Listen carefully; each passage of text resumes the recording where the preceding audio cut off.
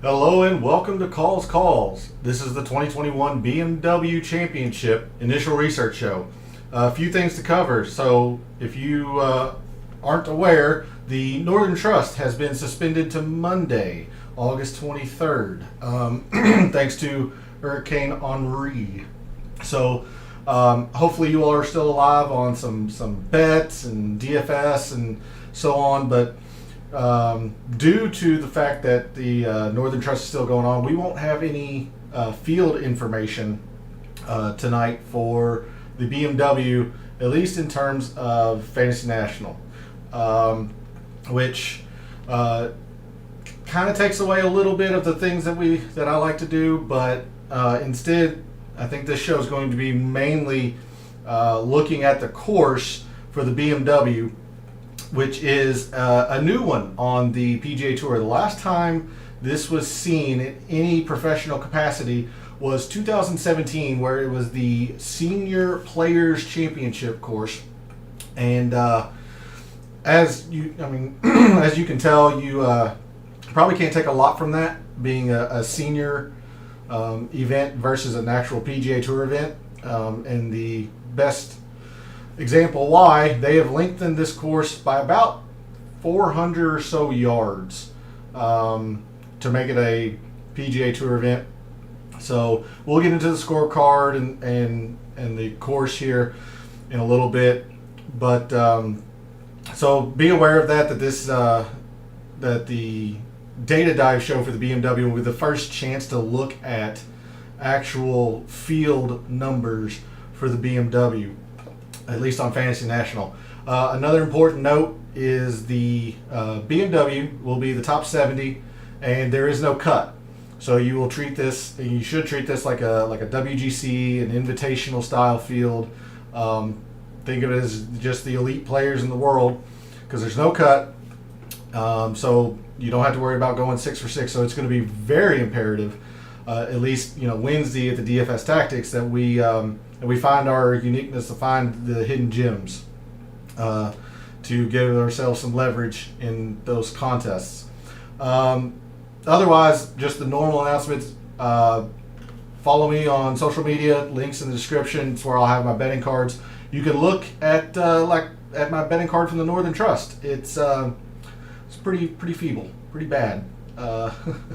And considering Wednesday night I chose Colin Morikawa if I had to pick one player, and it comes out that he injured his back the last round of the Olympics and just didn't tell anybody.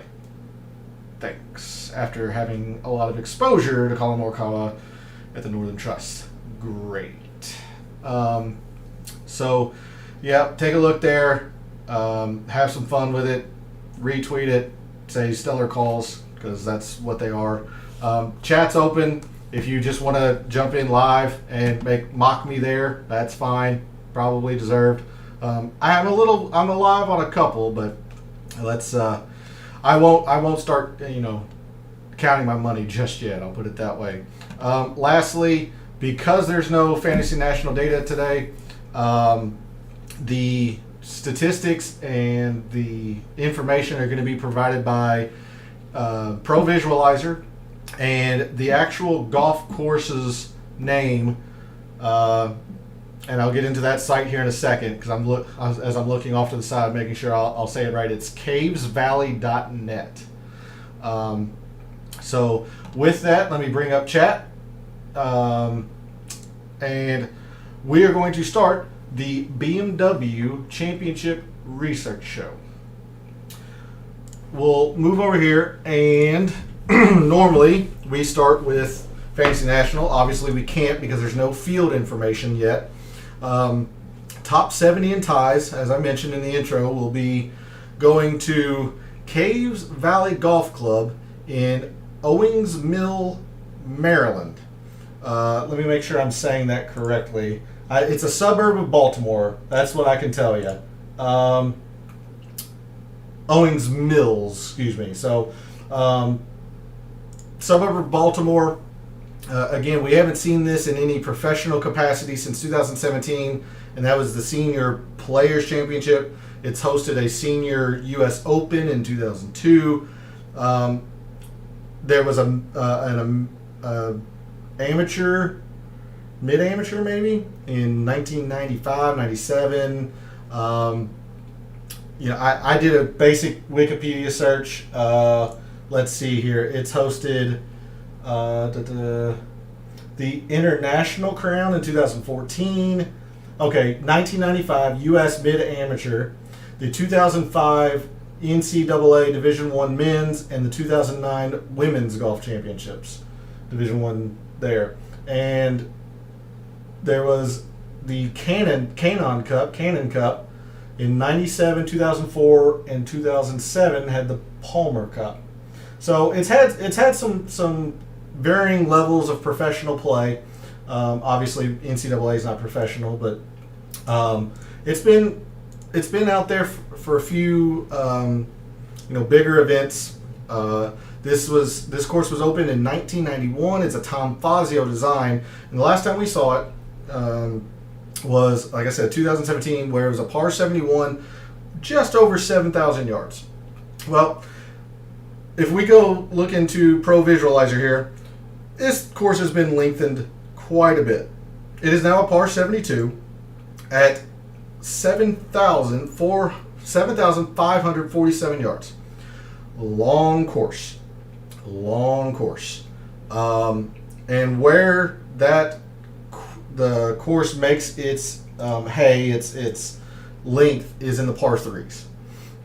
The par fives are fairly long as well, but the par threes, all of them are over 200 yards. Several of them over 230, or I say several, two of the four are over 230 yards. And again, guys, I'm going to be learning this course with you, bare bones, as I'm going through Pro Visualizer, as I go hole by hole. So, if you're in chat, jump in. If you know anything about this course, let me know. Let me know things that you might want to see, your initial thoughts when we view these holes. From what I've gathered, this is a pretty hilly course. So quite a bit of undulation in the fairways. What I can tell you is that these are bent greens. And let me pull up something here that I found while I was doing some research. So the 18-hole Caves Valley course in Owings Mills features, this here, the original course was just under 7,000. But the course designed by Tom Fazio, it is bent greens, and there was something that it said it was known for its here it is, sorry. Known for its fast greens, rolling fairways, and water hazards. Well, I believe two of those three things. I don't believe the water hazards. And we'll go hole by hole here, but an initial overview, 2 has water, 3 is basically water all along the right side, and 4 is a par 3 over water. That's the only water I see on the course. So unless they've added water, or maybe they've taken some out and lengthening this course, I don't know. But I don't really see how it's known for its water hazards unless they're talking about just those three holes. But supposedly they're fast bent greens, and when we go through the hole by hole, it is definitely rolling fairways. So just a quick overview here. You've got 3 par 4s that look somewhat drivable. So the second hole is measured at 360. If you're set up with front tees and a downwind, that more plays like 330, and guys can definitely drive that. Hole 10, same kind of situation here. You got 364. You've got a really short par 4 in this one. And I say short, you say 354, that's not terribly short. It is basically a complete 90-degree dogleg. So if you just want to cut the corner, you will be able to. So the bigger hitters, Desham, Brandon Hagee, Um, those types of guys, depending on how penal sand traps are and rough is, those guys I imagine will just bomb it. They'll just bomb it. Someone like Justin Thomas, who's one of the best players in the world from 100 yards in or so, or around 100 yards, he's just going to hit his 3-iron or fairway metal and stick to the strength of his game. But anyway, so let's go through a little bit. So here's a satellite view of Caves Valley. I have brought up a very rudimentary tracker, and I know I had made a couple of charts for a new course earlier. I apologize. This weekend has been good but busy, very busy. Club championship for the golf course that I'm a member at was this week or weekend, so I just don't have those charts for you. But I'm gonna try and make a little bit of a on the fly, say par 3 and proximity style stuff. So I'm hoping this won't. You know what? I'll tell you what. I'm gonna throw this on the other side so it doesn't distract from this. So you got first hole. Par 4, 466. It says 295 to 171. Again, all I can go by is this right here. So I'm just going to put a tally mark in that proximity. Obviously, guys who drive it, D-Sham and the ilk, who are able to bomb it down to here, won't apply to them, or guys want to carry the bunkers and whatnot on this hole. But I'm just going to go straight by this just to give us an idea of maybe some of the proximities that we're going to be looking at here. So that's a tick mark there, and then this is a par 4. Sorry, you're going to hear some incessant keyboard here. I just want to make sure that I give you all the best information I can. Fairly innocuous first hole. Second hole, here you go. There's a short par 4. You carry some water on your approach. 250 and then 109. So if guys want to get aggressive, they can try to hit this green. Absolutely, they can absolutely try to hit this green. Or maybe they just go like 300 and then come in with a very flip wedge. So again, I'm going to list the 109 in the column, but you can see here that this hole could very well be drivable for a par 4. So this is 359. And again, I'll bring up the chart here at the end, so we can kind of get a look at proximities and stuff coming in tomorrow, because Fantasy National won't have any data. Will not have any data because this course has never been used on the actual PGA Tour. Par 5, 567, pretty lengthy. I'm not sure. I would say this is probably attackable in 2. You just have to watch for the water on the right. I'm definitely going to put this at a 200 plus proximity. I doubt many guys will be laying up, and if they do, it's going to be in a range that Fantasy National won't track.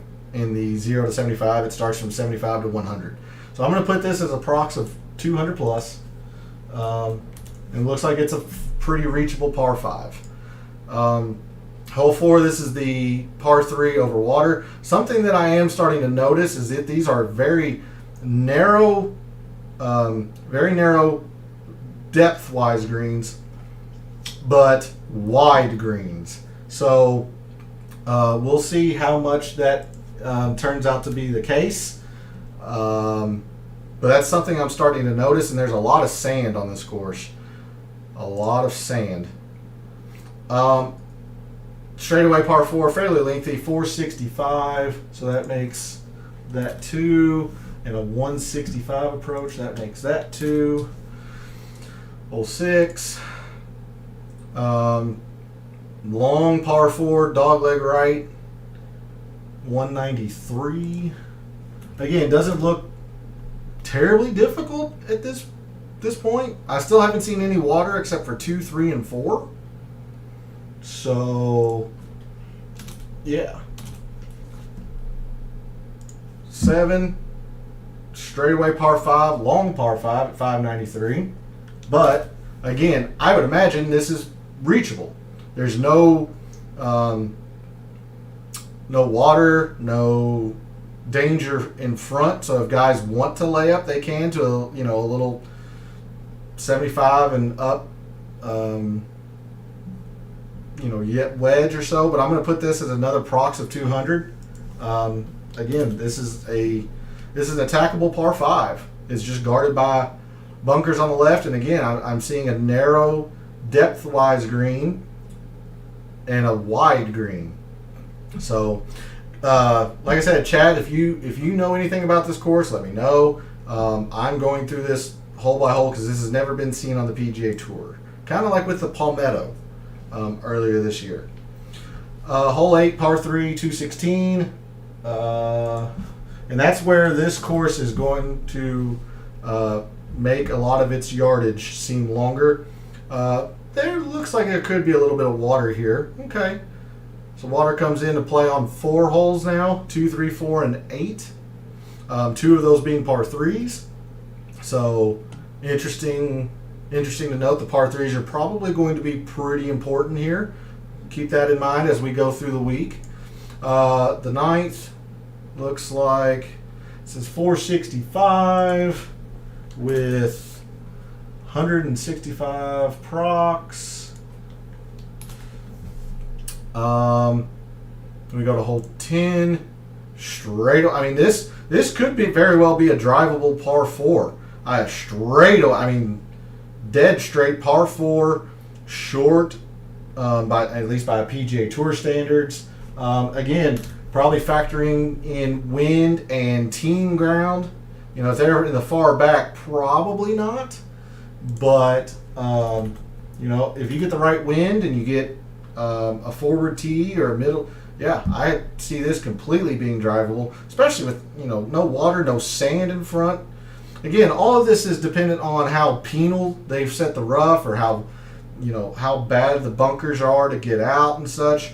These are things that we just don't know. Hole 11, par 5. This one's pretty, 585, so it's actually the shortest of the par 5 so far. And this is kind of the inverse of what we've seen with these greens. This is a very very deep green, but very narrow green.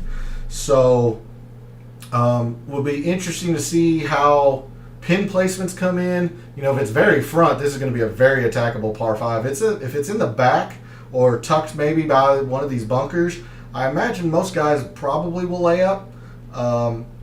So I'm going to count this as a prox 200, just because I think most guys will attack these par 5s in some way, form, or fashion. So just keep that in mind. This one could be a forced layup where it adds. You know what? That's what I'm going to do. I'm going to put that in parentheses. And I'm going to put that in parentheses.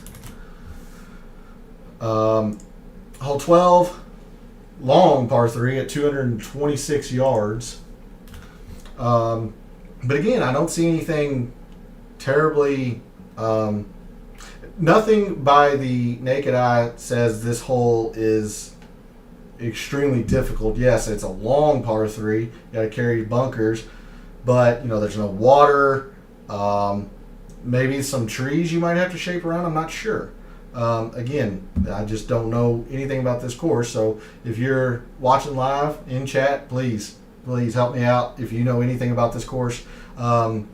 We are at Caves Valley Golf Club in Owings Mills, Maryland, which is a suburb of Baltimore. Hole 13, long par 5. Well, I say long. It's the second shortest of the par 5s. It looks like it's a very narrow fairway, with trees perhaps guarding the left side of the fairway, perhaps. Guys will have to obviously miss the fairway bunker here, guarding the dog leg. Again, you've got this 220, the 289 yards for amateurs, that's going to be nigh impossible. But I'm going to list it as a parenthesis 200 and then a parenthesis short wedge, because we just don't know how the hole's going to play out. But interesting there. 14. Here you go. This is the one I was telling you about. Just about a 90-degree angle of a dog leg right, where your Justin Thomases, I say Patrick Reed. Patrick Reed, withdrew from the Northern Trust, so we'll have to see what his injury status is. Players like Justin Thomas, Brian Harmon, these guys who are better with wedges and such than they are just outright going for it. They're going to play into this here, hit their maybe 5 wood long iron, 270 or whatever yards. So before I forget, let me put this down. 3 there, and then a flip wedge. But players like Bryson, Brandon, Hagee, your long knockers, you shape it or carry this tree. Why not? Why not go for it? Especially if the rough and the bunkers aren't that penalizing.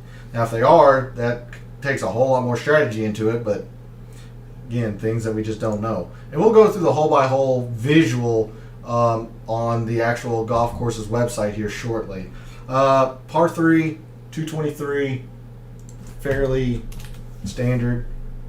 I'm seeing narrow width-wise greens, and they're very deep, or I'm seeing very narrow depth greens that are very wide. Doesn't look like there's a lot of variance in that. You're either narrow and deep, or you're thin and wide. Let's see. Hole 16, you got a 420 yard par 4 with 125 approx. So right on the border of that one. Let's see. Yep, nothing terrible there. You have to miss the fairway bunkers there, or if you want to get greedy, maybe try to carry these bunkers here and leave yourself with a really short wedge. 17, I say straightforward. It's a little bit of a dog leg right, but straightforward for PGA Tour standards. Fairway bunker guarding the dog leg, and then approach shot carrying bunkers that protect this thin but deep green. So 473 there, and a prox of 173. 468, yeah, okay. And then the 18th, 466. So there's a little bit of a cue for us there. And then 166 prox. So again, just straight away par 4, nothing much to it. It doesn't look like. If I hit overview, does that take me back to where I want to go? It clearly does not. So anyway, I'm going to go ahead and close out a Pro Visualizer. We're actually going to go look at the golf course's flyover, the golf course website's flyover here in a bit. But I do want to bring this chart back over just to give us some idea of what we're looking at. So let me close this out, bring up my software, make sure you all can see what I'm showing you here. All right, so from what I just went through in Pro Visualizer, you've got 3 par 3s that are 200 to 225 and 1 that's 225 plus. Long par 3, so that's going to be something to keep an eye on this week as we go into our data and so on. Par 4s, you've got 6 of your 10, in this 450 to 500 range. So that's definitely going to be kind of like Liberty National this week, where most of those holes, at least the par fours, come in this range. So apparently, so it does at Caves Valley. So that's going to be something to look at. Par fives, all of them fall in this range. So I'm going to be looking at that length of par five, certainly, because all four fall in there. Now, you had a 593 and a 598. There's absolutely ways that you could make that 600 plus. So, but scorecard wise, they're all four there. It'll be interesting to see, especially because we don't have any strokes gained. Like, what's most important here? Par threes, par fours, par fives. The fact that you are given every single par five on the course in the same range, I'm going to be adding it to the data model. So then the estimated proximities, you've got two short ones, and I've put in parentheses two more only because we don't know how those par fives are going to play out. So you could either try to bomb for the green at 280 or 260 yards or so, or you could play to a 50 to 60 yard pitch and make it a three-shotter. So that's why these are in parentheses. I just don't know how those two par fives in particular are going to play out. You had two estimated approaches from 100 to 125. One was actually 125, so if you wanted to, you could go 1-1, but I just put it here in this column. Majority come from 150 to 175. And that kind of makes sense considering the amount of 450 to 500s. So guys are hitting at 300, coming in with 150 to 175. Yeah, it makes sense. You had one from 175 to 200, and then two par fives were definitely attackable beyond 200 yards, and then two kind of depends on a lot of factors, wind and all that stuff. And then again, I don't know how penal. Sorry, make sure I still have chat up. I don't know how penal the bunkers are going to be, how the rough's going to be. I just don't know. I don't know. But anyway, there's a quick look at the charts, and I will make sure to put this in a chart like I did for the Palmetto before the Data Dive show tomorrow night. Again, I apologize. I just didn't have time this weekend. It was a good weekend, but busy weekend. So I will need to do that for you all tomorrow. I'm going to drag this off here, and then let's take a visual. I'm not going to play the videos because they can probably get fairly long. Let's just take a kind of a visual here. Hole 1 is actually hole 10 from Pro Visualizer, and now I wish I hadn't have closed it out.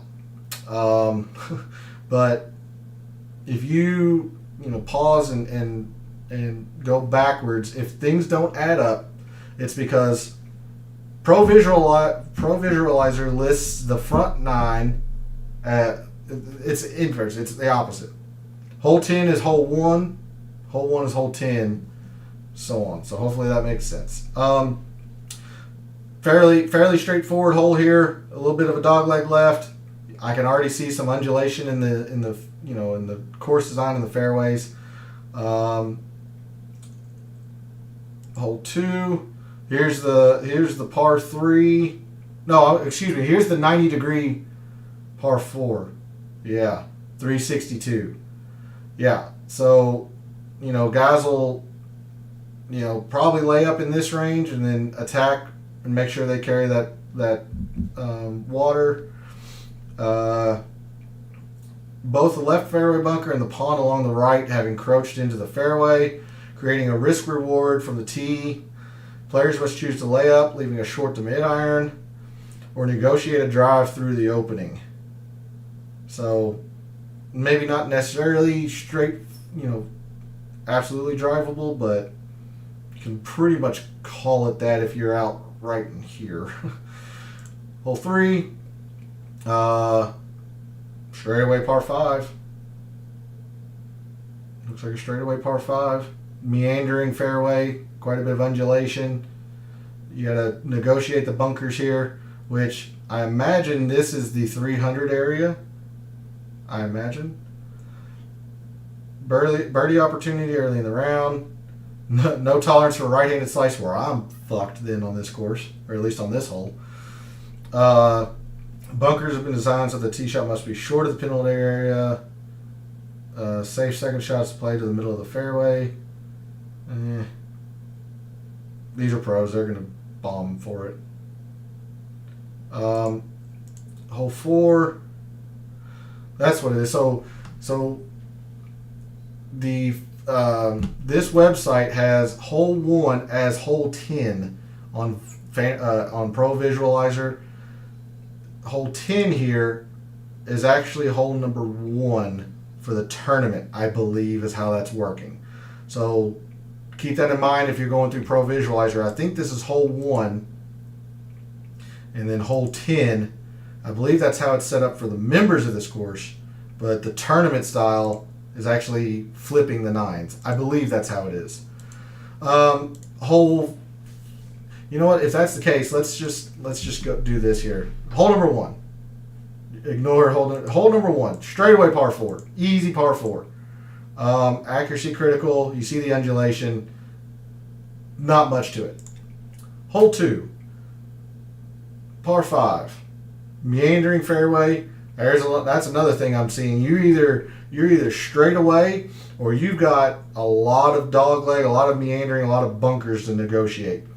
Left edge of this bunker is a good line with a right to left sloped fairway that way. A well-struck tee shot leaves some negotiation on the second shot. Yada yada yada. Yeah, so I wanted to highlight this. Do not be fooled by the yardage. 60-yard pitch shot is one of the hardest in golf, playing from a downhill lie to a green that runs front to back. So that's a pretty difficult approach shot.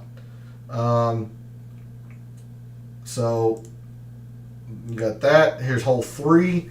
This is a long par 3, 227. Deceiving par 3 that only lies 165 yards from the members, but appears much longer than it really is, with a 12% elevation change. You can kind of see it here. I mean, you're going way downhill. Everything short of the hole is trouble. With a narrow green, it holds many mid-long irons. Yeah, I know where I'd be. Just I'd be taking a long club and staying. If I was playing, just not even trying to bring this fescue into play, and then shank it and go right in the fescue. So hey. Hole 4, another par 5, daunting par 5, measures 590. Staying left on the tee will provide a possible approach, while short and right is all trouble. Makes sense here. Longest hitters may choose to fly over the corner dogleg bunker between a long iron and fairway wood into the green. Attempts to reach this green in 2, come up left or right, will find new bunkers from which birdie will be an unlikely score. So this is saying that these bunkers, at least, these bunkers are going to be fairly penalizing. As players are walking down from the fairway to the tee, they can look right, take an impressive view of the 15th and 16th holes. Okay, interesting. Here's the 90-degree par 4. It's listed at 348. Hard dogleg right, shortest par 4 on the course. Don't be fooled by the deep bunkers surrounding the green. So, sounds like these are pretty penalizing bunkers. The ideal play is a tee shot to the flat part of the fairway, leaving a short iron to a very tough elevated green. Anywhere on the green in 2 shots will be good. This hole forces players to choose an iron off the tee or take a direct flight line over trees to a flag that's about 330 yards away. Risk reward. Interesting setup. I like it. Hole 6. Yeah, 6. Harder par 3s on the course. Looks like there's more elevation change, perhaps. Playing over 220 yards, slightly. It's uphill from the tee. With the least number of hazards, this hole usually causes players to miss left of the pin. There's your bailout area there. Making this hole even more difficult is that it is the narrowest green on the course. Par will be a good score here. Hole 7, winding dogleg left. Hole requires a long tee shot that will be rewarded on the dogleg. Requires an accurate approach to a difficult tiered green. New bunkering here on the left side can be carried. New bunkering on the left side of left side of the fairway. Interesting. Can be carried by the longest of hitters. Wow. All right. Interesting. Okay. Hole 8, long par 4. Short tee shot forces the player to aggressively attack a fairway bunker off the tee with their line. So you got to take this on apparently. But the longer hitters will need to stay left or be faced with a tough bunker shot where advancing the ball to the fairway may be the only option. Green is elevated, slanted, and narrow, requiring an accurate approach. This is trying to play it off like this is a tough course. We'll have to see how that plays out. So if you're on Fantasy National this week, I'm not going to do any, easy to par, difficult to par, or anything like that. I am more focused on, yardages. If there's wind, which we'll check, at the end of the DFS tactics on Wednesday. I won't be factoring any difficulty to par since we just simply don't know. Hole 18. Hole 9. Par 4, 470 provides an uphill walk to the fairway. Another tee shot where bunkers are firmly in play, pinching the sides of the fairway. You have to go clearly down the middle. Most players will be left with a long iron or a hybrid into an elevated green, protected by a large deep bunker in front with 2 other bunkers surrounding. So it makes it seem like these bunkers are very, very deep. Which, for pros probably isn't the biggest of issues. Get an amateur like me in there and I'm just not getting out. Give me my double par and I'll go on to the next. Hole 10. We went through these just again. Negotiate this to I think it's a tiered green. Approach is uphill to an elevated green and placed off when the pin is located in the back right over this bunker. The green has distinct tiers, so an accurate approach shot can mean the difference between a birdie and a 3-putt. Interesting. Especially since this course keeps their greens fast. That's one of the things it's known for, apparently. Hole 11, both fairway bunker left, pond right, encroach on the fairway, risk reward, whether you want to lay up or try to hit, drive this narrow shoot. Hole 12, straightaway par 5. It technically is straightaway, but you have to meander your way there. Birdie opportunity, no tolerance for right-handed slices. I said this earlier, but I'm fucked on this hole. Bunker has been designed so that the tee shot must be short of the penalty area, or the longest of hitters will have a narrow window to negotiate the bunkers up the left and right side of the landing area. The green is large, and beware of a right pin location which may push balls into the water. Okay. Hole 13, intimidating tee shot on a 225-yard par 3. I know where I am on this hole. Hitting over water, the largest green on the course. A back left pin will make this hole play substantially tougher than the others. Long and right are the misses here for players hitting long iron onto this green. Well, I could have told you long was the miss. Couldn't tell you left or right, but last I checked, a golf ball that is dry is better than a golf ball that's wet. Pro tip. Hole 14. Straight down the middle, long par 4. Must with the fairway bunkers positioned less than 30 yards apart, so it's a very narrow fairway. The longest hitters can carry the left bunker and have an approach to the green out of the rough. The best line for tee shots will be the right green side bunker. Staying left on the approach shot will result in better opportunities at the green. Okay. Nothing too crazy there. Most difficult hole in the course, the longest par 4 here at Caves Valley.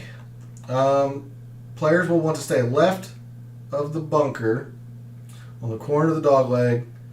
The longest hitters risk taking a straight line over the bunker and being left with a short iron into the hole. Players who can hit driver into the fairway will be able to attack the hole locations on the long green protected in front by bunkers. Okay. Long par 4. And hopefully you've seen through the pictures here how undulating and rolling these fairways are. So that'll definitely play a factor. You're going to want to find your flat spots and all that stuff. Find some courses that are hilly, undulating. See who plays well on those courses. I'll try to have some of that information for you tomorrow.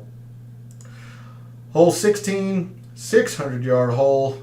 It says 600. It's 598 or something. It's the toughest par 5 on the course. Large bunkers. Line the left and right.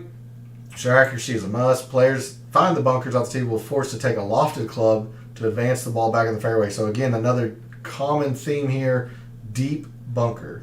The green sits horizontally and is extremely difficult with multiple hole locations. Okay. Hole 17, par 3.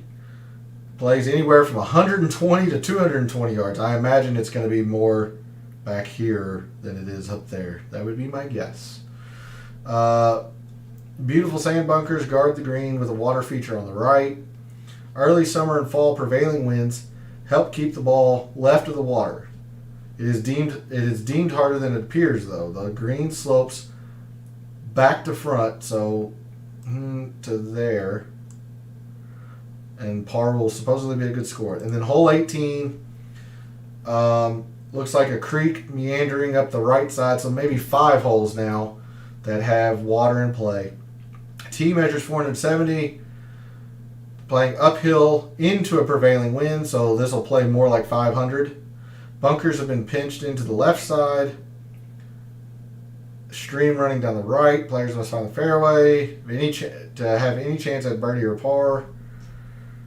Hitting uphill into a green that is difficult to see means that players must be precise with their yardage. Approach shots missed to the right will find the stream. Bailing out left will find a tough greenside bunker. So there is a look at Caves Valley, both from a pro visualizer standpoint and a bit of a visual standpoint. I don't know how accurate some of these hole descriptions will be or anything to that effect, but that's really all we can go by at the moment. Lastly, we're gonna look at the FedEx Cup leaderboard. Again, the BMW Championship's top 70 in the FedEx Cup and no cut next week, so you don't have to worry about getting 6 of 6 through, but you do need to find some uniqueness. You do need to find your uniqueness somewhere. And I'm not even going to focus on the top 30 and so on. Let's come down here to say maybe, I don't know, 55 and lower. So Chris Kirk looks like he's firmly entrenched. Patton Kazire looks like he's firmly entrenched. Tom Hoagie could be a bit on the edge only because if he has a bad, now Monday, if I say Sunday, I mean Monday. If he has a bad Monday, he could be in some trouble. Keith Mitchell, who's playing really good this weekend, is definitely precarious. If he falls much, he's not going to be in the BMW. Same with Joel Damon. Wolf and Mickelson and Ryan Palmer are hanging on by a thread. I would say Gooch down. Gooch might be okay unless he craters and shoots an 88 on Monday, but I think Gooch is fine now. Palmer missed the cut, Mickelson missed the cut, Matthew Wolf missed the cut. Those three are in a bit of a tenuous situation. These two obviously are in a tenuous situation. They have to continue to play well. to have a shot at the BMW. Therefore, Matthew Fitzpatrick's right on the bubble. Alex Noren, if he has a good Monday, could move himself up. Hatton, Laird, Doug Gim's playing really well. If he has a good Monday, he can jump up. Pat Perez down here at 81, not out of the realm of possibility. Bubba's out. Merritt's out. Laird is out. Yeah, so if these two fall, Fitzpatrick's in. Noren is probably in that case. But if he cratered, so let's say that these three just cratered. Let's say these three just cratered, kill their points or whatnot. If that's the case, then Fitzpatrick, Hatton, and Laird would move up. Maybe Gim and maybe Higgs, depending on how well they play. Now, if these two continue to play well, it'll all depend on Alex Noren. And then, by a lesser extent, these three. So, interesting stuff to be on the lookout for tomorrow as the Northern Trust wraps up. Thanks to Hurricane Henri delaying play until Monday, August 23rd. But again, that's going to do it for the initial research show for the BMW. Again, because the Northern Trust isn't open, there's no field to analyze yet. That'll come Monday evening. Hopefully, they have it updated on Fantasy National after the Northern Trust. And then, depending on how that goes, if there's not a lot of information on Fantasy National yet, might have to run into a Tuesday show. That way, because Tuesday DraftKings Sportsbook will have their odds out. They won't for the Data Dive show tomorrow night. I can almost guarantee you that. Wednesday will be the same. Wednesday will be the DFS Tactics. The Data Dive will be Monday or Tuesday, depending on how quickly Fantasy National gets the field loaded and brought in and all that stuff. So, guys, in the comments, let me know. Honestly, I want to hear how are you all still alive in the Northern Trust? What's your DFS looking like? Do you have a win bet or a top 20, top 10, top 5 bet that's looking pretty strong that you're looking forward to? What's your initial lean for the BMW of all the things that you've read or seen? Let me know in the comments. Reach out to me on social media. Let me know what you all are thinking. So with that, that's going to be the BMW Initial Research show. And for tomorrow especially, if you're still alive in the Northern Trust, and every other day, may all your bets be profitable.